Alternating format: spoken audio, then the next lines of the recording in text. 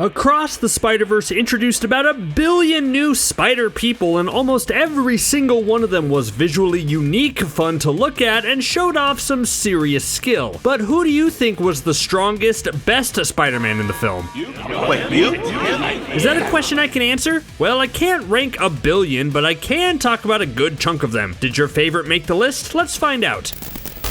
Before I get started, yes, there will be spoilers for Across the Spider-Verse, so watch out. And I approached this by dividing it up into 3 categories and then ranking them by strength in each of those categories because that was just the easier way to do this. What did you just say? So in this video, you'll have your main character category, your secondary character category, and your background character category. Got it? Good. Let's get started with the main characters. Yes, Miles Morales tops the main characters category. That's weird. He's practically mastered his unique spider abilities, including invisibility and his electric shock, and shows that he's working on becoming even stronger by developing a way to absorb electricity. He's also what's called an anomaly due to the spider that bit him not being a part of his own universe.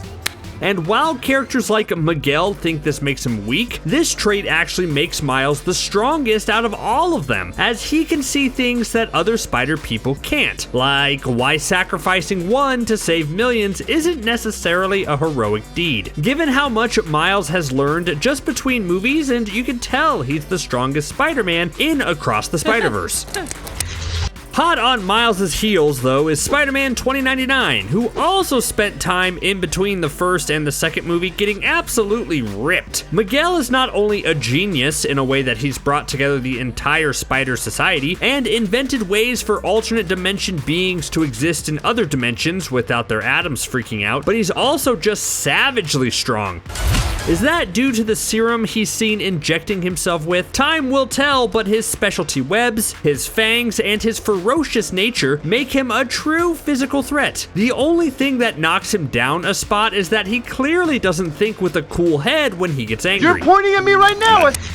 Fight the system! Spider-Punk quickly made a case for himself as the coolest Spider-Man ever. He enjoys doing the opposite of whatever people tell him, and even though Miguel finds him a lot to deal with as he constantly goes against the established norm, he's shown as a spider that many of the heroes look up to and admire. He's also shown to be quite strong as he breaks that force field that Miles may or may not have weakened for him. He's unpredictable and will constantly keep you on your toes, but he's still a crazy powerful hero. Plus, again, he just looks so cool.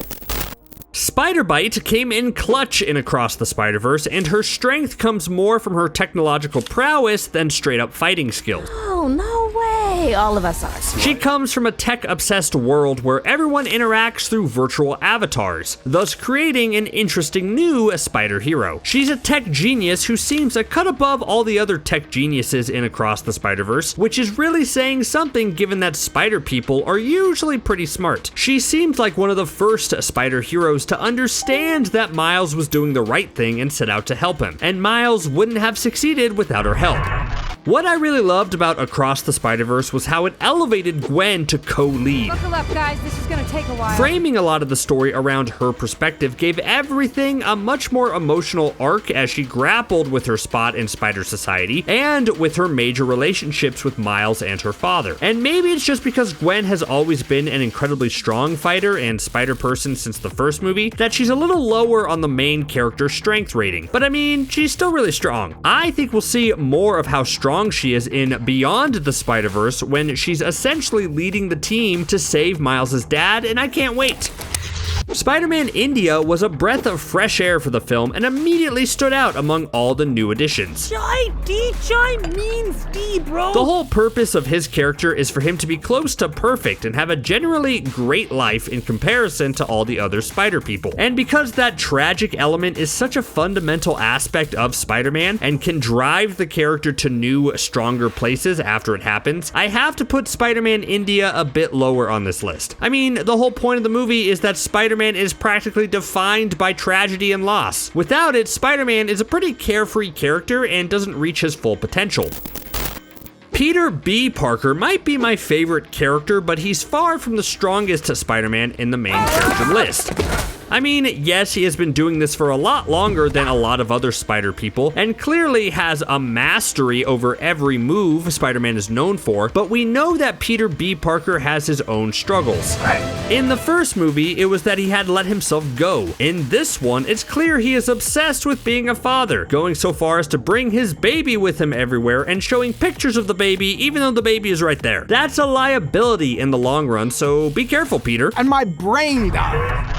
Spider-Woman is Gwen's big role model and the one who convinces Miguel to let Gwen join the team. She's a symbol for how awesome and capable a spider can be, but honestly, it didn't seem like Spider-Woman had that much to do in this film. The end of Across the Spider-Verse showed that she was letting Gwen go do what she needed to do, hinting that Jessica has turned away from Miguel, but I need to see the second part before I know where Spider-Woman places on this list.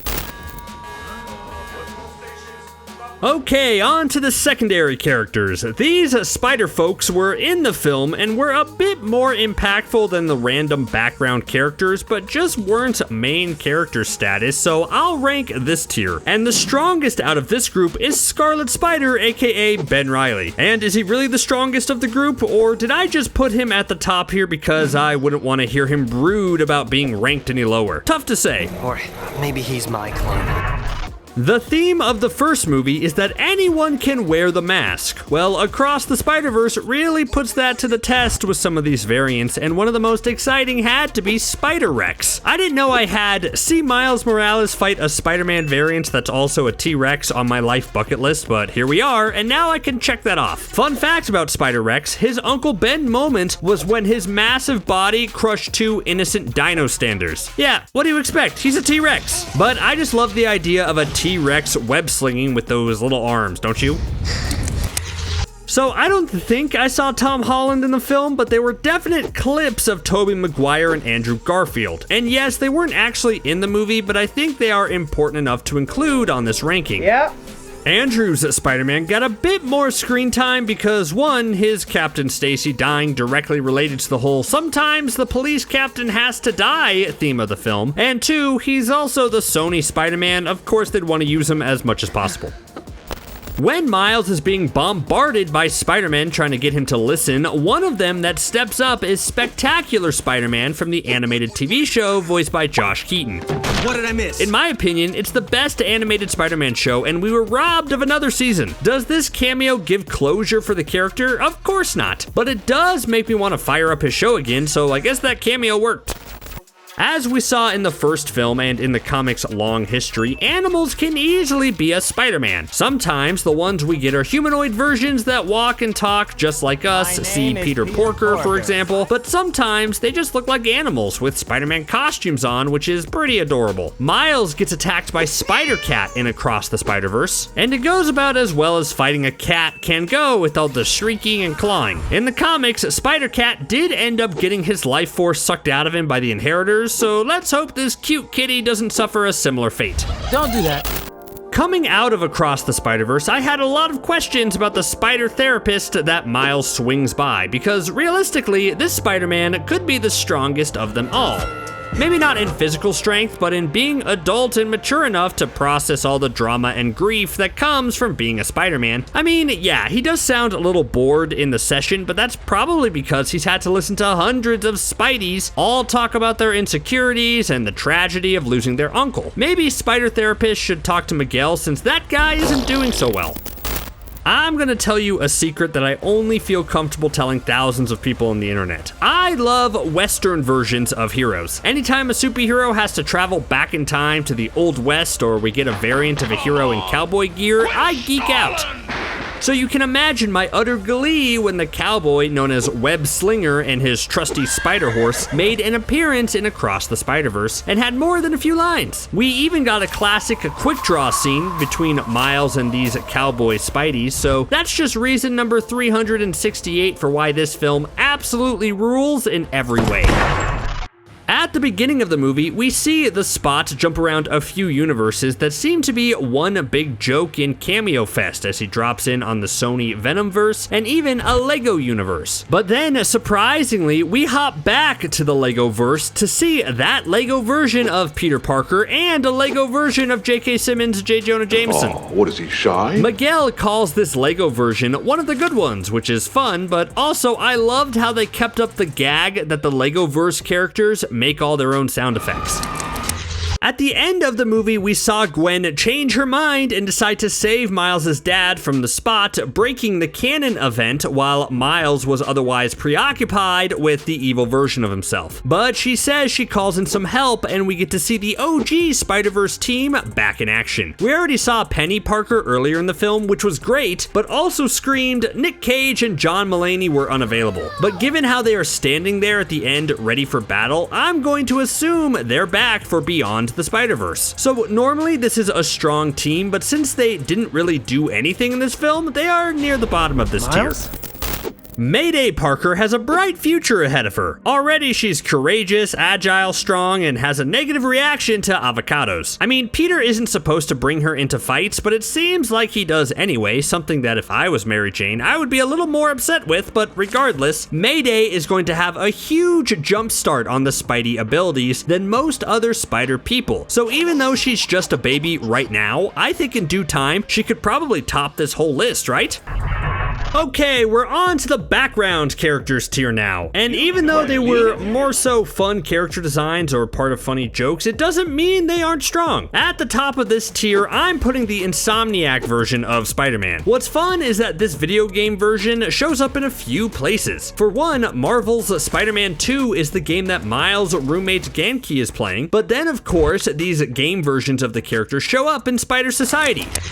A lot of the time, I wonder what comes first, the Spider-Man variant or the funny name and then the variant is created around that. We know that Spider-Men can be humans or animals, but they can also be objects as well. There's a world out there with sentient vehicles, and in that universe, instead of Peter Parker, there's Peter ParkedCar. And if that doesn't make you chuckle, then I think you're a heartless robot, because that's comedic gold right there. In that universe, Peter ParkedCar is the civilian name, while his superhero alter ego is the spectacular Spider-Mobile. Yep, and I could spend a lot of time in this universe getting to know all the characters like J. Jonah Jalopy, or the villain known as Mr. Ario Speed Buggy. Perfect. If you thought Across the Spider-Verse would ignore certain cartoons or comics, then boy were you mistaken. They even found a way to include Spider-Man Unlimited from the cartoon of the same name. He doesn't have a line, but he's definitely there in the background. I mean, his suit is hard to miss. Would it be asking too much for Beyond the Spider-Verse to answer the cliffhanger from the cartoon? I mean, probably because nobody cares about that cliffhanger, so I guess we should just be happy with the cameo. And hey, he's not very strong in this movie, but at least his costume is cool. Near the bottom of this list is the Spider-Man from the 60s cartoon. As we all remember, this Spider-Man was the first Spider-Man that Miguel recruited back at the end of Into the Spider-Verse, and his team obviously got much stronger since then. The 1960s Spider-Man has a funny bit where he's swinging towards Miles to try to stop him, but his animation style is obviously too outdated to really do anything. Hey, I guess he gave us the Spider-Man pointing meme, so that's why his strength is more comedy than actual strength. And it's what's keeping this Spidey from the bottom. Spider-Man pointed first, obviously. The Superior Spider-Man is a great mashup between two characters you never thought would occupy the same space. You have Otto Octavius' mind and Peter Parker's body, and the results were surprisingly fun to watch unfold. Instead of just doing straight evil things, Otto decided to try to be a better Spider-Man than Peter ever was. And sure, he was way more brutal than Peter and ultimately needed to give up control, but it was a fun run of comics. And part of me was kind of hoping that Superior Spider-Man would have more of a role in the Spider Society, as he seems like he would be okay with Miguel's plan, but that was of course just wishful thinking on my part. If there was ever a time for Bombastic Bag-Man to make a Spider-Man film appearance, it would be in Across the Spider-Verse. In the comics, this character appears after Peter realizes the symbiote suit is an alien and he wants to be rid of it. His friend, which I'm putting in quotations, a Human Torch, gives Peter a backup costume, which is an old Fantastic Four uniform and a paper bag to wear over his head. This obviously doesn't last, but now we know there's a universe out there where Bag-Man is a thing on a permanent basis. Hey, maybe he's just following Peter's advice from the first movie and sidestepping the issue of disinfecting the mask. Okay, the last Spider-Man on this list is the one that didn't even appear. Yes, I know that's kind of cheating, but this is my chance to vent. There were rumors that the Japanese version of Spider-Man from the Japanese TV show would be making an appearance, a character that has been reintroduced in the Spider-Verse comics and has a giant robot to help fight enemies. That would have been awesome to see, but unless you guys saw him and I didn't see this version of the character or the giant robot. But I realized that this kind of awesome reveal should be one that's saved for Beyond the Spider-Verse, and I'm still holding out hope there, because then he'd definitely be one of the strongest Spider-Men ever. What other Spider people do you think will be introduced in Beyond the Spider-Verse that could rival the strength of these cool cats? I can't wait for all the surprises and cameos in store for Beyond the Spider-Verse. Can you? Thanks for watching CBR. See you next time.